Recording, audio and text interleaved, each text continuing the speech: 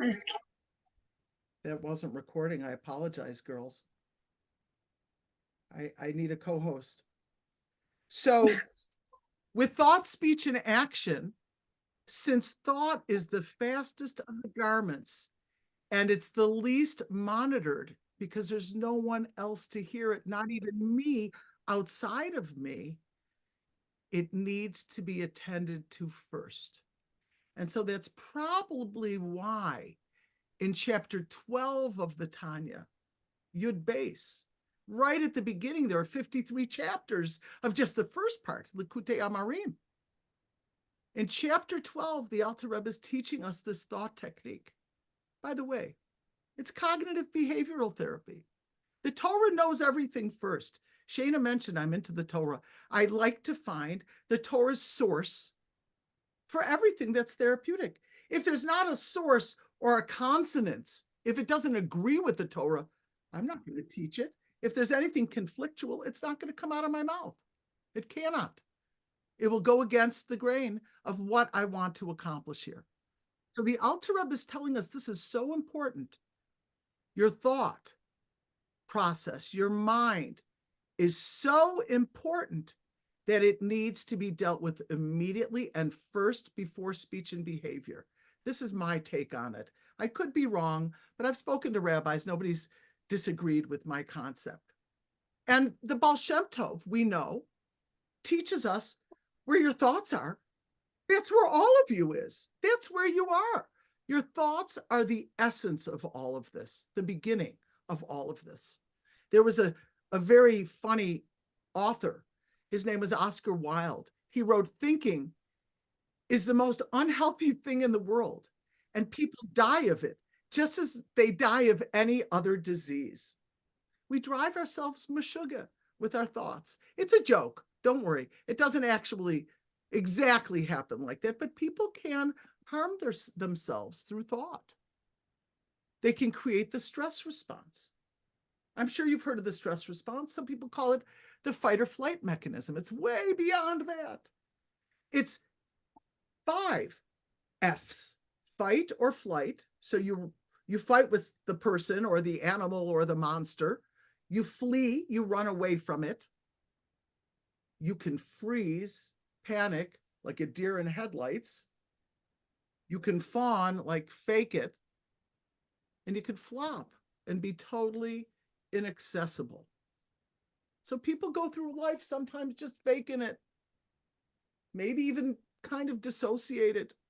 Their stress responses is hijacking them. That's the amygdala in the brain, the two almond-shaped elements that start shouting and shrieking like a dog is barking. Once that process begins with the stress response, we don't think straight. And that stress response causes what you might call an unsafe brain. So I use the Roche Tevos, the acronym. People used to use the word HALT, but I added to it HALT. I added 2 S's, HALTs: hungry, angry, lonely, tired, sick, or stressed. When we're in those states of being, we're not in a good place. We don't have our pre-check going. Our TSA pre-check is not working. And what we need to do is take a time out. So once that happens, we're on what I call the machshava merry-go-round, the merry-go-round of the mind, where our thoughts are no longer honorable. They're no longer straight. They're no longer true. They're lies. And we lie to ourselves. And again, remember, because thought, as I said at the beginning, is the most internalized of the 3 garments of the soul: thought, speech, and action. It's not checked. Nobody's taken care of it and saying, no, that's not a good thought. So we, according to the Alter Rebbe, need to be our own monitors of that machshava merry-go-round. We need to get off of it ourselves, preferably not even approaching it, staying away from it. And how do we do that? We need to become the chooser of where our thoughts go. You might remember Viktor Frankl. Viktor Frankl was a therapist, and he was in the concentration camps, and he was able to get by, and he inspired people, and he wrote beautiful books about living a meaningful life even while you're suffering. And he said our greatest freedom is the freedom to choose our attitude. I sometimes tell my clients, this drawer next to me has keys in it. And so I make a sound. You hear the handle of the drawer, and that should create a Pavlovian response. You're going to get a key now, and we're going to change our attitude, right? A few people in the last week said, all of a sudden I'm having dreams. They're not terrible, but they're also, it's weird. I don't usually dream. I said, that's fantastic. I go like this. Let's change our attitude. It's really good. You know why? You used to be so stressed out, you couldn't even dream. Dreaming is like kind of getting rid of waste at night. The thoughts that we had during the day. And if we're all blocked up, we don't even notice or remember we're dreaming. I said, that's wonderful. And guess what? The dreams start dissipating, and actually they're pleasant, and sometimes they're more interesting because of what Viktor Frankl tells us. The freedom to choose our attitude is the ultimate true freedom. So what do we need to do? We need to find a way to train ourselves to follow the technique of the Alter Rebbe as regularly and frequently as we can, as if it were an exercise. Eventually, after that practice, which is called neuroplastic repetition, after that repeated practice, you get to a point where it's automatic and you don't need to work as hard. Aristotle said, we are what we repeatedly do.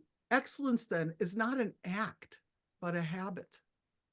So just like we learn how to tie our shoes or tell time or wash our face or brush our teeth, just like that, we can practice our thoughts, changing them around and making them more beneficial for the brain, body, mind, and soul. So what we need to do is find a means, which the Alter Rebbe is teaching us in chapter Yud in chapter 12 of Tanya. So the Alter Rebbe says, if you've got this negative thought, he says, push it away with both hands. Hands? Are there hands in our head? That's like a very strange phenomenon. So he explains, it means forcefully. Two hands, if you're pushing a car, you don't just take one hand and like lean on the car. You take both hands and you push with both hands. And I have a taich that I told my rabbi, and he agreed it's probably a very good one. If it doesn't contradict, so you're allowed to make as many perushim as you want. So my perush with the two hands is, it says, Yamin mekareves usmol doche. Right now, the Alter Rebbe is asking us, be aware that you have this negative thought. If you don't pay attention, if you're not mindful that you had that negative thought, you can't interrupt it. Then he says, push it away with both hands. Interrupt it. Push it away. And then he says, replace it. Put something else in there instead of what you thought. So this technique follows exactly the Alter Rebbe's recommendation. I call it a three-part technique. Threes are really important, as you see. The first one is I need to be mindful. I need to be mindfully aware. I need to recognize that, in fact, I'm thinking a thought that what they call in Alcoholics Anonymous, stinking thinking. I need to acknowledge that I'm not in a good mode of thought. I'm not in a good place. That's step one. Then I need to find a tool, a technique that is so forceful that pushing forcefully is, I'm using 2 left hands. It's not a left and a right anymore. The right hand brings thoughts closer. We don't want those thoughts. That might be positive thoughts. Then maybe we take 2 right hands and yum them up. No, no, no, no, no, no, no, no. The Altar's Rebbe is asking us with both hands, forcefully, push the thought away. Now, some of you live in Crown Heights. I see some of the people live out on Schlichus. You can't go down your main street going like this. It's not about political correctness. It might look like a psychological incorrectness, but come up with a tool for yourself. You could do it in private, but come up with a tool. Maybe your tool is something like imagining a stoplight, or saying shh or shaw, or imagining a stop sign. I had a client, and my clients tell me what device they've chosen. Some people actually imagine their hands pushing out. I had one client, it was great. She sees a cartoon character pulling a curtain and closing on that thought. Come up with your own 2 hands. Whatever your forceful interruption is, make it your own. Customize it for your own thinking pleasure. So this would be called, in psychology, maybe a thought interruption. But it's not just interrupting. Because if you're just going to interrupt it, because of the habit of nature, right? What Aristotle's explaining is that over and over, you keep doing something. That is what becomes excellent. Well, you could become excellent at thinking bad thoughts. And you could become excellent at being anxious and nervous and depressed. Well, guess what? The more you practice it, the better at it you get. So the Alter Rebbe is telling us something that we learn from the Rambam in Hilchos Deos. At the beginning of Hilchos Deos, he says, if you've got a bad habit, you repeatedly do something in the direction of the opposite in increments, little by little. So this is exactly what neuroplasticity is. The Rambam and the Alter Rebbe knew neuroplasticity before it was even a word. It wasn't even a word, but they knew these phenomena. That the more you repeatedly do something in the direction of the positive, you'll build. In the negative, you'll tear down. So the Alter Rebbe is asking us, catch the thought, interrupt the thought, now replace it. That's what today is all about. We need to turn it around. We need to shift it. It was a negative thought. We need to turn it around. So how might you do that? So I'm going to give you a little example that's on the handout that you're going to receive. And so imagine, guy's on his way to work. He's driven this way for many, many, many years. He knows it backwards and forwards with his eyes closed, but he knows he's got to keep his eyes open. And he turns the wrong way. And he goes, oh, shoot, I can't believe I turned the wrong way. I'm such an idiot. What did I do? And then he just keeps getting more and more negative. And the thought, like Benji's messy room, the mess grew bigger every single day, right? So his thought just keeps amplifying. So first it's, I turned the wrong way. That's accurate. But I turned the wrong way. Now I'm going to be late. They're going to be upset at me. I might even lose my job. And this is what we do. It's called catastrophizing. What? I just turned the wrong way. I still have 20 minutes to get to work. It's only 15 minutes away. But the amygdala, there was an amygdala alert. Ding, ding, ding, ding, ding. And the dog started barking back here. And now I can't think straight.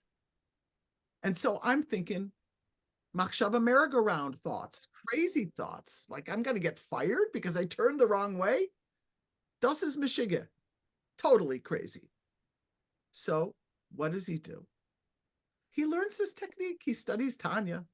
And the Alter Rebbe tells him, catch it, interrupt it, and turn it around. So instead of escalating it and going into the wild blue yonder, now He's going to work. A couple months later, he actually turns the wrong way again. He's flakes. It's okay. He's human. And he turns the wrong way. And he goes, oh, shoot, I turned the wrong way. Stop. That's the interruption. I caught myself. I stopped it. No big deal. I'll turn around. No big deal. I'll turn at the next light. No big deal. So I'll be a couple minutes late. And then, most likely, and I bet you'll all understand this, because the person is calmer, most likely they'll do the turnaround and the repair much better than if they were out of their mind with the barking dog.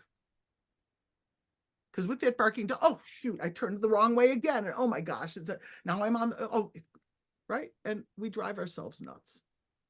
So what we need, according to neuroplasticity, is to repeatedly practice this kind of a thing. Meaning, every time I catch myself saying something mean to myself, or mean about anything, mean-spirited or negative or down or discompassionate. So what I should do is catch myself, interrupt it, and replace it, turn it around. And so what is the significance of this practice? It undoes. I call this work tikkun therapy. You're repairing, you're undoing these very, very old habits of mind. And to undo a habit of mind, like I said at the very beginning, thought is the innermost garment. It's the hardest to modify. It's like taking an undergarment off before the t-shirt, before the jacket. Behavior is very easy. It's external on a certain level. Not all behavior is easy. So the repetition of practicing, catching yourself and interrupting, and then turning it around creates a stronger memory. It's more secure. It's embedded. Unconsciously, we might automatically go there, right? And verbal repetition is very important. So now we move to the next tool. That is the technique for thought. So in your work for getting your TSA pre-check in order, we start with the thought technique. And with my clients, I ask them to practice this 2 or 3 weeks, even before we go on to the next technique. But since we only have this period of time together, and I'll send you the materials, I'm going to teach it to you right away. So the next technique is through speech. Now, what's fascinating about thought, speech, and action is if you've ever learned any Hasidic philosophy, especially Hasidus of Chabad, you find out that kind of everything is fabulous. Like Hanukkah is the best holiday. No, Pesach is the best holiday. No, Shavuot is. No, Chesed is the greatest Midah. No, Gevurah is the greatest. No, Tiferes. You find out thought. Machshava mo eles. The previous Rebbe says thought is potent. It can change people. It can change things. A person at his gathering listening to this word, this sicha, thought is potent, says, how do we know? And the Frierdiker Rebbe says to him, where were you last year at this time? Oh, I was in Siberia. Well, I brought you to mind. And now you're here. Thought is potent. And now if the Alter Rebbe is teaching, the Frierdiker Rebbe is teaching this to us in a book called Likutei Diburim, which is just talks, light stuff. It's supposedly, quote unquote, easy Hasidus. It's for all of us. The Frierdiker Rebbe is not telling us that his machshava is the only one that is mo eles, is potent and powerful. All of ours is. If our thought is that potent, the negative thoughts are very dangerous. And the positive thoughts, think about the Tillim that people are saying now. That's part of the Iron Dome. It's not just machinery over there. Our positive thoughts, our prayers, our Tillim are helping them. So machshava mo'elis, but hakol ma'ora es hakavana. This is in a very ancient text. Speech, the voice, arouses one's intention. You could do much better studying if you study out loud. You do better davening if you make a little noise. We learned that from Hannah, from the Torah, the Tanakh. Speech is necessary for conveyance, for learning. And think about speech. It's a fascinating garment of the soul. You got to go through a lot of things. For me to speak coherently, I need to think a coherent thought. I need to make it go through the organs of articulation, right? It needs to go through my throat and out with my tongue and teeth and everything and out. And now it's outside of me. And now my ears hear it. And it comes back in and it's reprocessed through thought. Hakol ma'ora es hakavana means speaking things out creates a much stronger neuroplastic impact. So let's say we have a challenge. Let's say it wouldn't apply to me, so I can use it freely. Let's say I'm shy and introverted, and there are nice people out there, and I like them, but I don't know how to step out. And I know it would be good for me, and I'm a little socially anxious. So maybe I write an affirmation to say, a statement, a verbal, spoken statement. So now we're on to the speech garment. That was thought first. Now we're on to speech. A statement, a positive affirmation that's going to get me toward my goal. So I'll ask the client, or on the worksheet that I'll give you, you'll get all of the materials that I'm speaking about now. So on the worksheet, I'm going to ask, what is your goal? Have up to 5 goals, right? You don't want too many because you don't want to overwhelm your thoughts. And so let's say one of her goals is to be able to go out to the Farbrengen next week, or to feel comfortable at the Pesach Seder with strange people, and not strange, strangers, new people. Maybe to be able to go to the store and converse with the shopkeeper, right? So we've got a few little wishes. Maybe to be able to comfortably answer the phone without her heart pounding out of her chest, right?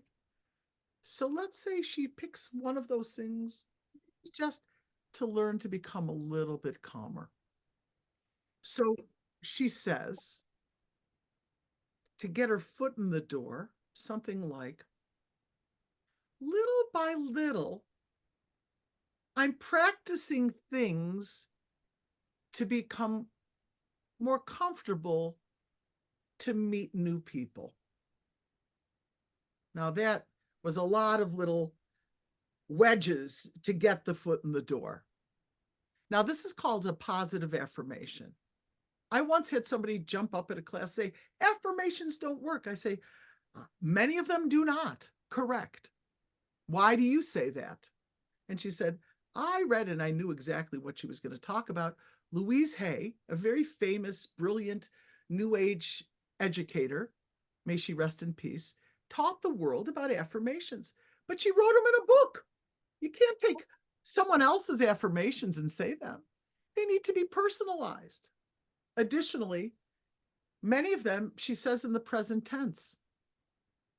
So this woman who wanted to lose weight and get married, it was at a single women's program, so she really wanted to get married, said one of the things that Louise Hay said is to stand in front of the mirror and do mirror work and say, I love my body. I love my body. I love my body. I love my body. And she said, each time I felt worse. And I started gaining weight. I said, that one didn't work. That doesn't sound like a positive affirmation. So many, many years ago, probably like 20, 25 years ago, I developed a technique based on these three things. And the affirmation has 5 rules. Don't worry, you don't need to memorize a thing. You'll get it all. 5 rules. Oh, like the 5 F's of, so 3s and 5s are important tonight. The first one is it's a positive wish. It's about me. It's in the first person, I. Here is something where Louise Hay didn't quite teach this to us. It needs to be in the present progressive tense. It needs to be moving and going and grooving and ongoing, not stagnant. I love my body when it's not true and it's in the present tense. And where do I grow with that? That was an impossible affirmation she was told to say. And she felt worse. She was choking herself. She felt worse and worse about herself because of this positive affirmation that was really negative.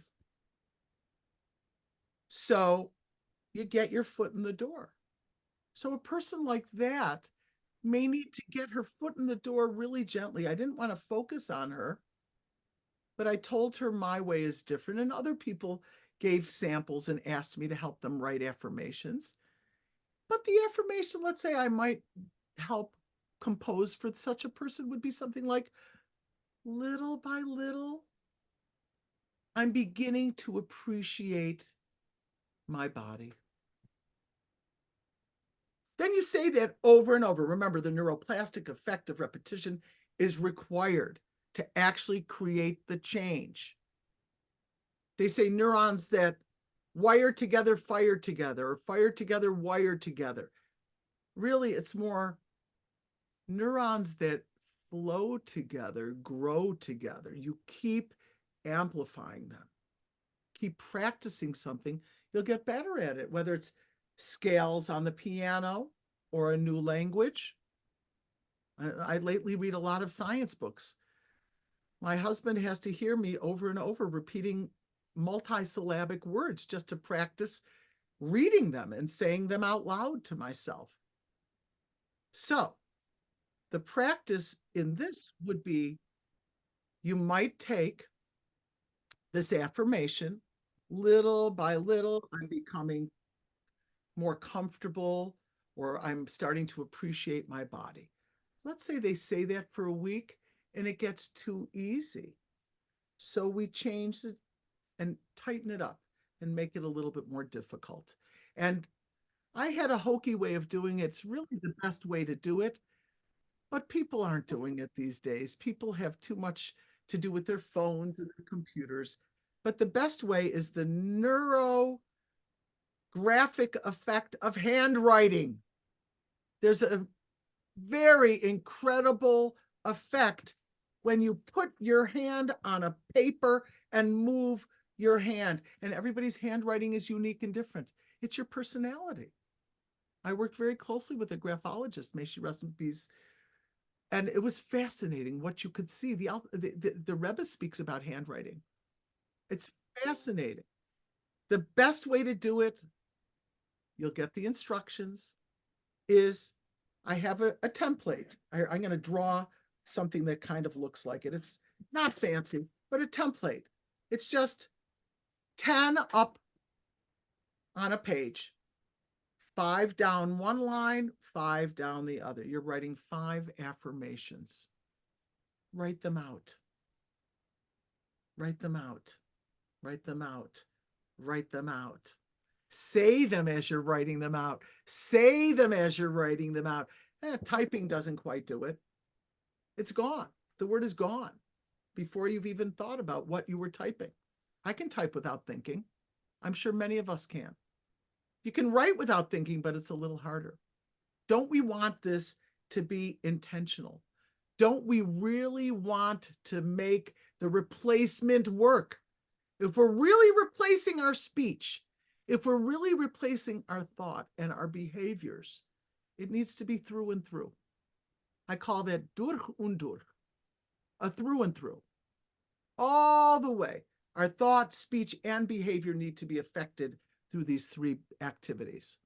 So this affirmation You write it out 5 times, 5 times, print it 4 more times, or if you're brave enough, write it out 4 more, make 5 pages, cut it up into little cards, shuffle it. I've got 5 affirmations, 10 cards on a page. That means I've got 50, 5 times 10 is 50 cards in my deck. You can take something colorful and put it behind and just go through them. So you're saying each affirmation 10 times a day. If you want, you could say a few of them, set it aside, come back to it until you get to that distinct page at the end. The colored page at the end says, okay, you're at the end. You could write END or Mazel Tov or congrats or great going, or put a little peace sign or a thumbs up. And then you've said 10 times 5 affirmations. These are blessings that you're giving yourself through the garment of speech. We pray for other people. We need to pray for ourselves. Lehis palel, literally, yes, it means to pray. It's a reflexive verb. It means to judge myself. You think God doesn't know what we're saying, what we're thinking? We need to do this.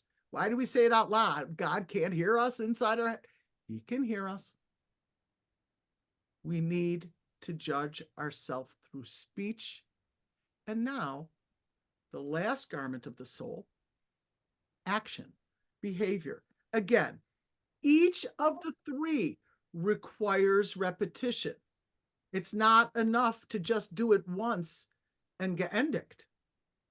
You need to practice each of these. So that's why I said earlier on, the thought technique, chapter Yud Beis of Tanya, you are aware you had the thought, you pushed away the thought and replaced it, like the Alter Rebbe asks us to do. That needs to be done daily until you're on autopilot and your thoughts have switched. Remember, the Rambam talks about the world. Imagine it being balanced, and your deed is going to tilt it in the positive direction. So think of this as we've practiced this for too long, and we're tilting it, and we're tilting it, and tilting it until finally we've practiced it enough that the majority of our thoughts are more positive than negative. Then our speech. We say these affirmations daily if we can, 10 times a day with those little cards. These days, my clients, I have to confess, we write them together on WhatsApp. Now with the edit feature, I edit it with them. I ask them to say them out loud, slowly with intention, and make sure it fits and feels right, not like that poor girl. I love my body, I love it. And when it's good, she gives a screenshot and saves it in her favorite photos and can go to it whenever she wants. That's fine. That's fine. This handwriting, I'm telling you, it's much more potent. It takes less time to get through it. And now to the 3rd garment of the soul, action, behavior. So basically, what you're learning tonight is Chabad Hasidus is a big CBT manual, cognitive behavioral therapy manual. We're thinking better thoughts through our positive thinking technique of the Alter Rebbe. We're speaking speech, which is also a behavior, and we're going to behave in ways that are more consonant with really our neshama's will. When we behave in ways that are contrary to what our soul's desire, we feel it. It hurts. It hurts. So now, how do we change the behaviors? So let's take that shy Rustavora. No, she never was. Let's take that shy girl that we mentioned earlier, who needs to, let's say, go to an event, a Farbrengen, the store, call a stranger on the phone, have a FaceTime with somebody she likes, but she doesn't know very well. So what we would do is a few things. One would be try to get small behaviors in that at least get your foot in the door, just like with the affirmation. Try little helpful things. So let's say maybe I can't go to a Farbrengen, but maybe I could have someone come over and have a cup of tea and learn with me, or maybe I could go over to her and learn with her or talk with her. Maybe I can't go in a large crowd. So that person might do a behavior that's a tweak. Remember, in neuroplasticity, the repetitions, at least according to the Rambam and the Alter Rebbe, they need to be continuous and incremental. Even if they're small, they need to keep repeating so that you can tip the scale. So now, with behavior, you need to do a lot of those little things. So visit that girl this week. Maybe go to someone's party and say, okay, I'll just stay for 10 minutes. Maybe don't tax yourself, but stretch. Go to the grocery store and have an idea of what you're going to tell the checkout person or the grocer, or if you bump into someone you recognize. Start practicing with these little actual action-oriented behaviors. Thought, we cleaned. Speech, we cleaned. Now our behaviors that are not consonant with what we really wish need to be changed incrementally, like the Alter Rebbe, like the Rambam says, in the direction of the opposite, little incremental things. So now there's another element to the action-oriented rehearsals. And then we're going to open it up to questions. And I will, in the next couple days, send Shana all sorts of wonderful goodies for all of you. The next piece of the action technique is what's called imaginal rehearsals. So remember, we said, Machshava Mo'eles, thought is so potent. Hakol Ma'oras HaKavana. No, speech is more important. Now, action.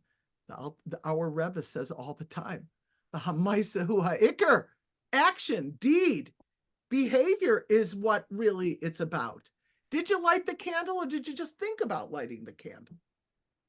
Did you give the tzedakah, or did you think about giving the tzedakah?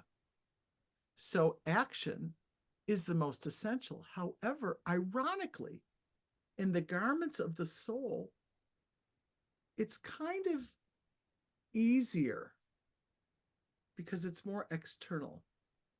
Thought, you'll see in a lot of Torah literature and a lot of psychological literature, people's modes of thinking are very hard to change.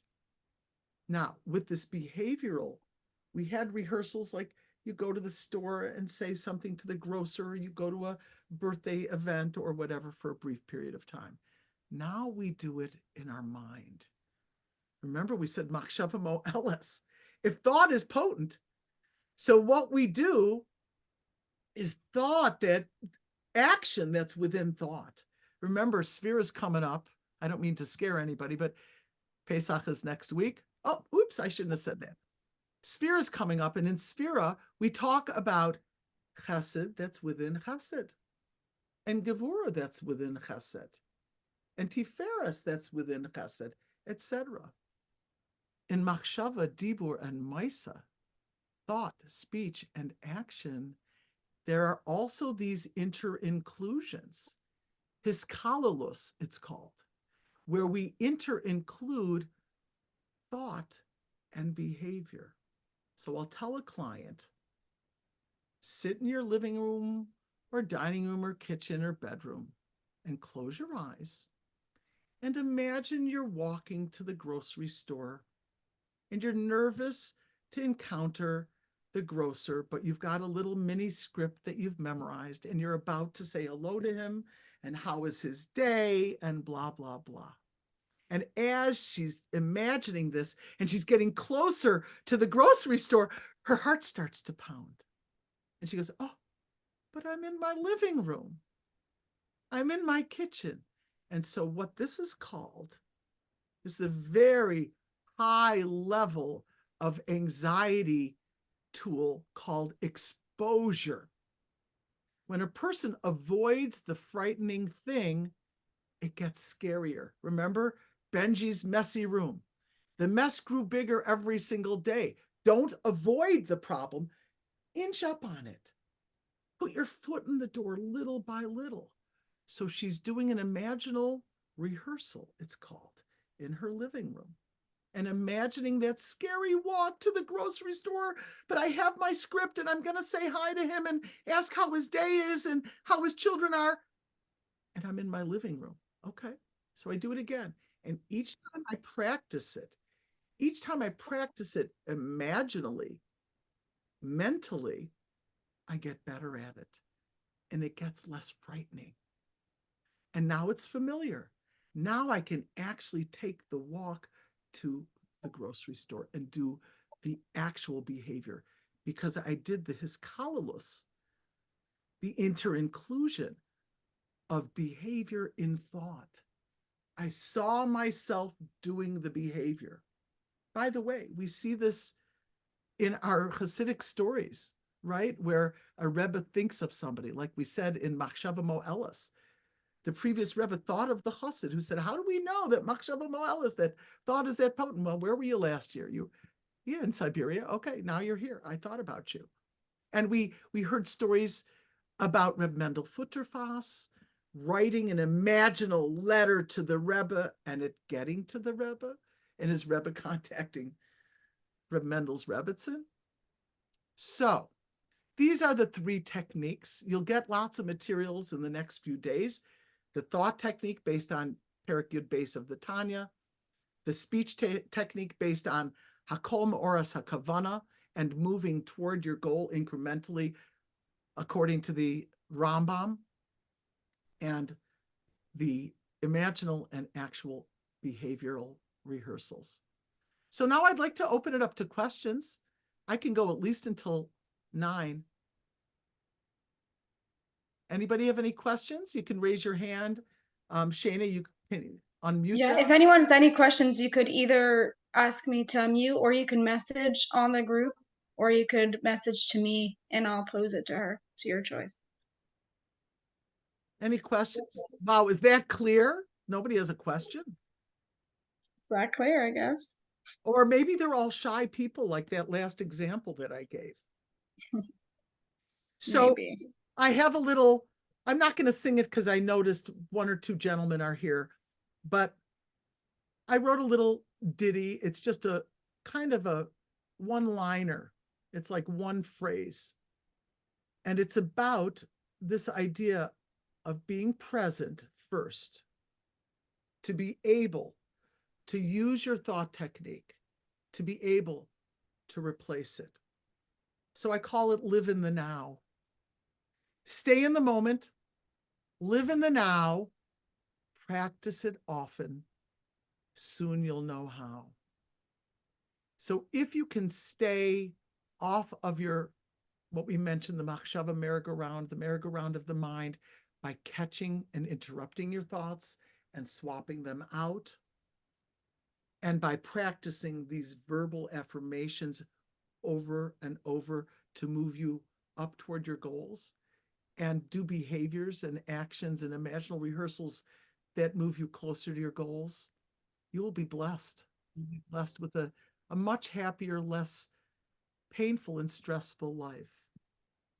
Any thoughts, any questions or comments? How can we contact Rooster? Okay, I'm going to put my email right here. Okay, hold on. I'm going to put the one that is on the flyer.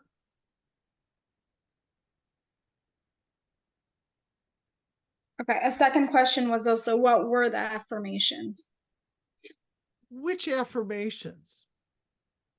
Good question. Each person, okay, so, maybe this person came on a little bit later. That's possible. So I developed a format of affirmations that has a formula. It's a very specific formula because I found out that formulae in the past did not work for people. So it's a positively worded thing about myself in the present progressive tense That is a little difficult to say, but we use helping words, but it's not too easy to say either, or it's not too outrageous. So I'll give you an example. And I see somebody wants to share a comment. SF Kaya, for sure. You're welcome to. So an example, let's say this little girl who has a hard time with social settings, going to that grocery store. You're welcome, Pixel 4A. So let's say she's really shy. She needs to do this little script with the grocer. So what if she says, little by little, I'm practicing things to become more sociable. Or more and more, I'm practicing how to feel comfortable in social settings. Now, if she says it long enough and frequently enough, it's going to get too easy to say. Once it's easy enough to say, then you can't use that affirmation anymore. We need to say it a little harder and step her up toward the goal. So maybe the next step would be something like, more and more, I'm feeling comfortable doing social activities. Or little by little, I'm doing better with my practicing social activities. Okay, so we've got two people who want to comment. Kaya, you wanted to say something. So SF Kaya, Shayna, could you loosen her, open her up, and then we'll open to Dobra next. I think she was trying to say that her name is Chai. Does that make sense? I think she No, does she want wants to. to make a comment. Kaya wants to make a Oh, comment. she's right. Oh, she want me to unmute her. Okay, Thank you. sure. Can you turn Okay. yourself around and do the hokey pokey? You're on the I wall. see her. She's on there. You're sideways. I asked her to unmute. You need to unmute yourself. Thank Okay. you. Hi, Kaya. Hi. First of all, I'm so impressed with your talk, and I'm sad to say I had not heard of your work before, but Thank you. kudos. Thank Super you. impressed.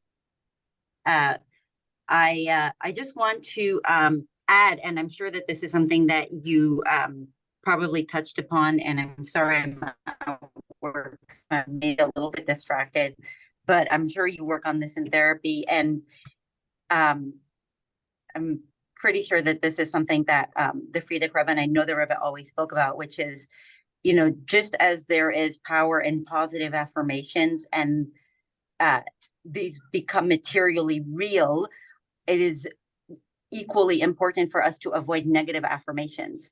And so we have habits of speaking about ourselves or thinking about ourselves. You at the beginning? Were you at the beginning of the class? Mm-hmm. So that was the thought technique. We went through 3 techniques. The first one was how we self-talk, how we should not speak to ourselves. Right. The second one is to move you toward your goals through the affirmations. And then the third one is to move you toward imaginal or actual behavioral rehearsals.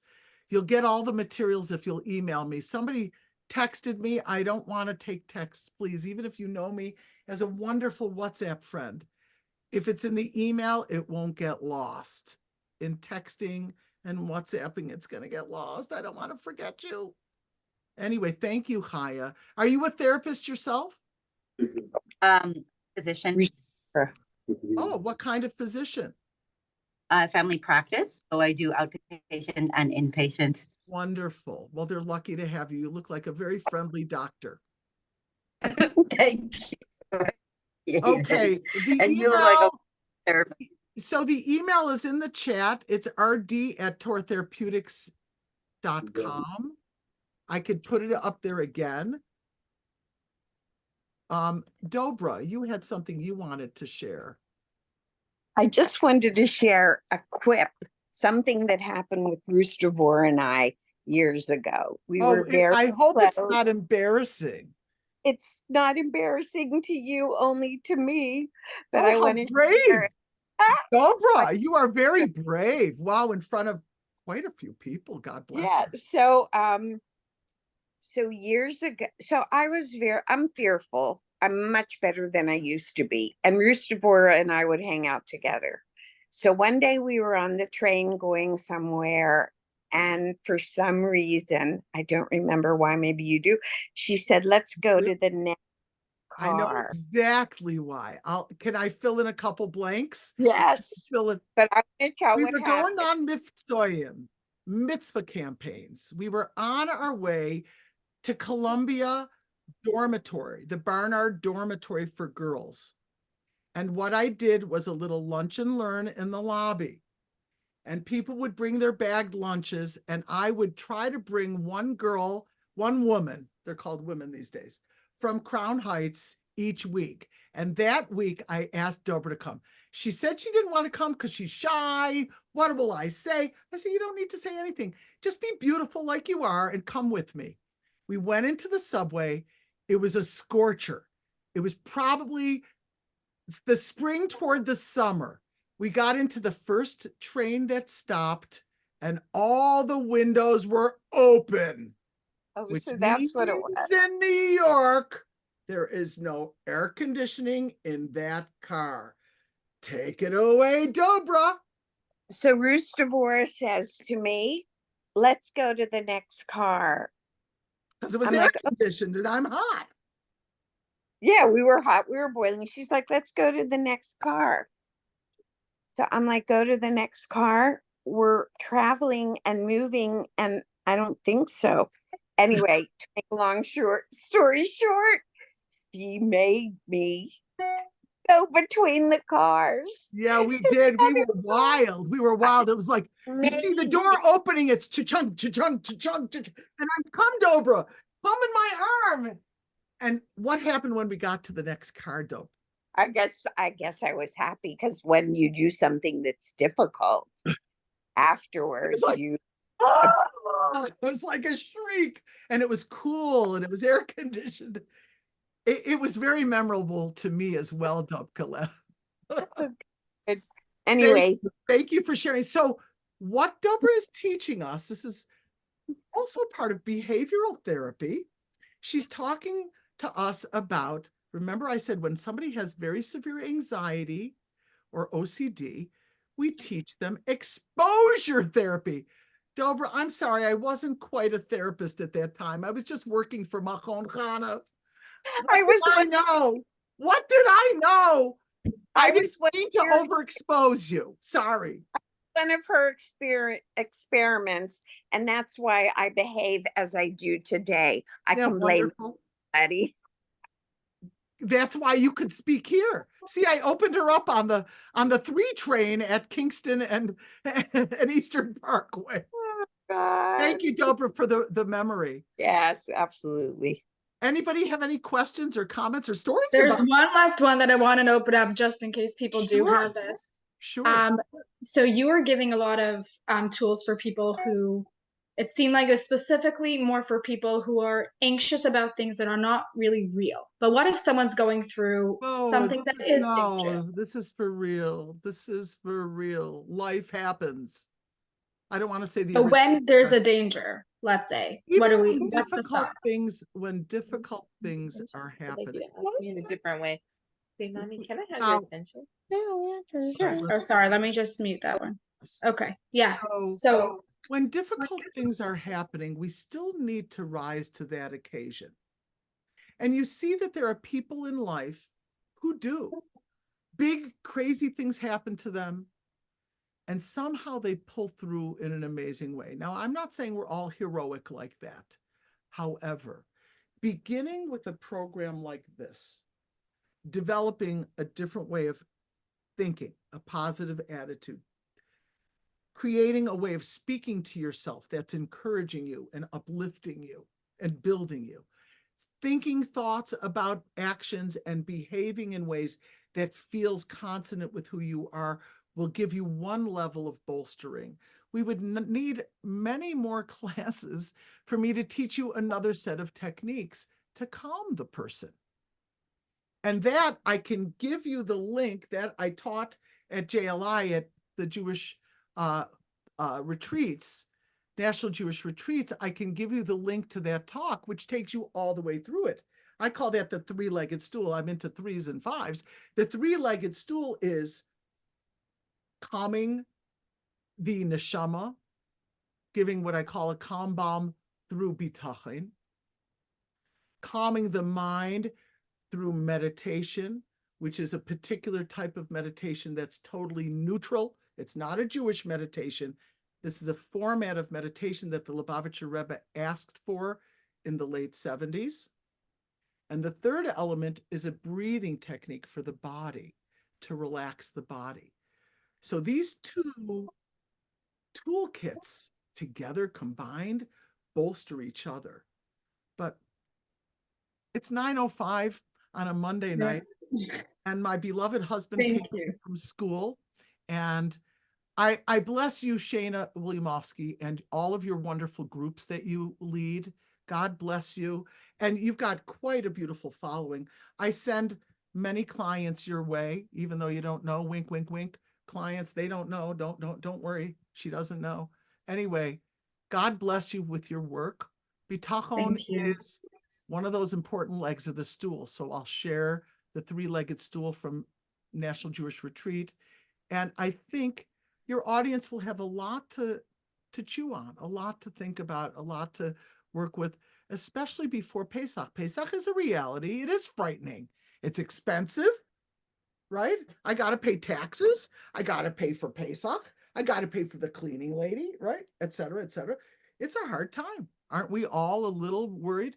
So wouldn't it be better if we were a little calmer, a little bit more relaxed, a little bit more positively thinking, a little bit more thinking and saying nice things about ourselves, and thinking good things about what's up and coming.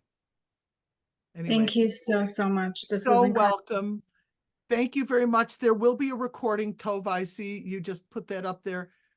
You need to email me, and I'm going to post that on the chat to email yes, you. If you don't mind, put the rd@torahtherapeutics.com. Okay. Thank you, ladies and gentlemen. Thank you for joining tonight. Okay. Bye, everyone. Bye-bye. Thank you.